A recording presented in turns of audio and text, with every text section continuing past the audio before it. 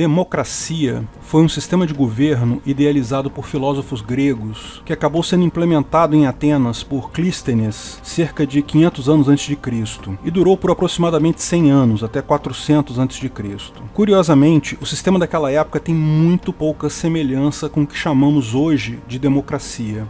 Para você ter uma ideia, o legislativo, ou a bulé, como era chamada, era escolhido por sorteio. Cada tribo tinha direito a 50 assentos e esses assentos eram sorteados entre os cidadãos daquela tribo, entre os cidadãos com mais de 30 anos. Não havia eleição para deputado, mas sim sorteio. Parece uma coisa estranha, mas faz muito mais sentido se você parar para pensar. Segundo a ideologia da democracia, a bulé, ou legislativo, o corpo das pessoas responsáveis por criar as leis, deve representar o povo, para que as leis sejam justas para todos. Se o legislativo deve representar o povo, por que não fazer um sorteio aleatório? Estatísticos já sabem há muito tempo que essa é a melhor forma de extrair uma amostra significativa de uma população. Além disso, o sorteio impede políticos profissionais, caras que ficam 24 anos no legislativo só sugando recursos do Estado. Evita aqueles que querem se tornar legisladores por mera ambição pessoal. Sinceramente, só tem lado positivo em relação ao modelo que se tornou padrão hoje. As leis elaboradas pelo legislativo, pela bulé, ainda precisavam ser aprovadas em via democrática direta, votação em praça pública, a tal da ágora, onde todos os cidadãos participavam. Os poucos cargos em que havia efetivamente uma eleição eram aqueles que demandavam conhecimento técnico, tais como comandantes do exército e etc.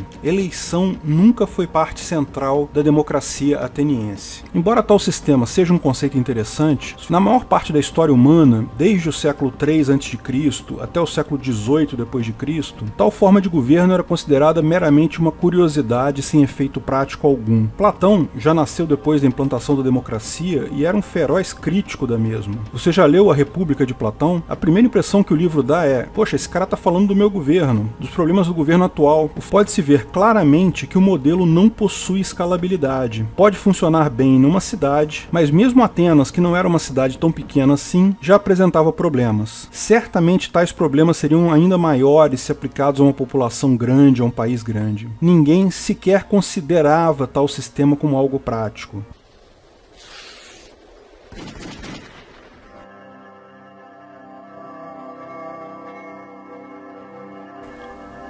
Afinal, democracia funciona?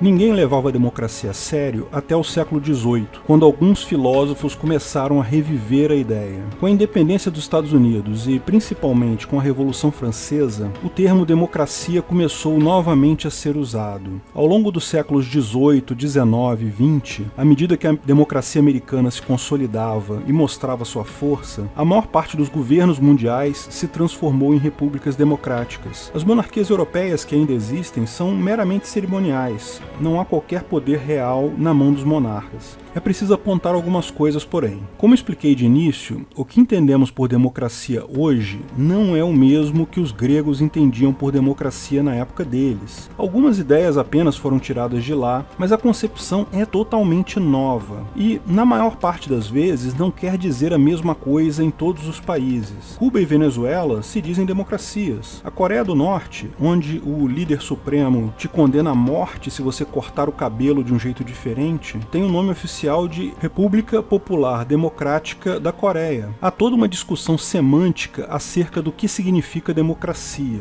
Muita gente entende que hoje virou meramente uma buzzword política, sem significado próprio, tal como o fascismo, porém no sentido inverso, ou seja, no sentido positivo.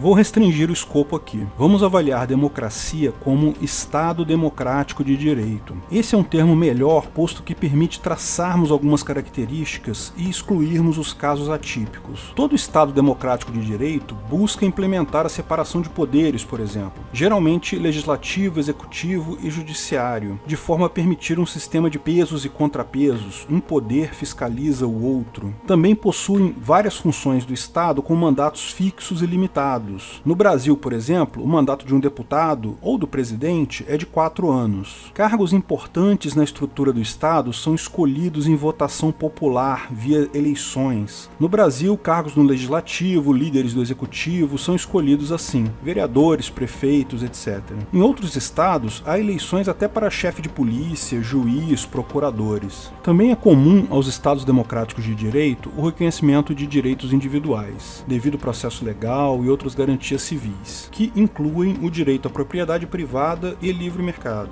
Só um parênteses aqui, tais definições reconhecidas pelo Estado não são as definições corretas desses termos, como já explicamos em outros vídeos. Esses estados garantem apenas a propriedade sancionada pelo governo e o mercado dentro dos padrões regulatórios definidos pelo governo, o que é muito diferente de propriedade privada e livre mercado. Embora todas as democracias reconheçam esses princípios, mesmo entre os estados democráticos de direito, há grande variação na implementação e eficácia de cada um deles. E repare uma coisa, praticamente todos esses itens que compõem o Estado democrático de direito já existiam em maior ou menor grau em monarquias não absolutistas ocidentais. Separação de poderes já era uma realidade na Inglaterra desde a Magna Carta. Direitos individuais já eram reconhecidos desde a Roma Antiga, embora sim tenham passado por evolução constante nesse meio tempo. Devido ao processo legal também já existe desde o fim da Idade Média. Na verdade, a característica central que diferencia o Estado democrático de direito das monarquias não absolutistas é o chefe de governo ser eleito e possuir mandato fixo. Afinal, monarquias possuem uma falha básica: genética não garante competência. Mesmo um bom rei, como foi o Pedro II, nosso imperador, pode ter um filho que se tornará um péssimo rei, e não há nada que se possa fazer para evitar anos e anos de governo incompetente nesse caso. Esse ponto se resolve com mandatos definidos. Se um mau governante subir ao poder, ele pode ser retirado ao final do seu mandato, sempre algo ruim, mas é melhor isso do que esperar o cara morrer para poder substituí-lo. A partir da Segunda Grande Guerra, a democracia, ou o Estado democrático de direito, passou a ser o padrão de governos no mundo todo. Com isso, governante com mandato fixo passou a ser o padrão, trazendo prosperidade e riqueza para o mundo todo. Democracia certamente funciona então, né? Bom, não é bem assim. Como Hoppe explica no seu livro, Democracia, o Deus que Falhou, o sistema de fato não resolve o problema que se propõe a resolver e ainda introduz novos problemas. Não resolve o problema do mau governante porque, se genética não garante capacidade, eleição também não garante. O fato de podermos votar um novo governante não garante absolutamente que esse mesmo será um bom governante. São comuns situações em que um péssimo governante, um péssimo presidente, é substituído por outro ainda pior. Mas, além de não resolver o problema, ele introduz um outro problema.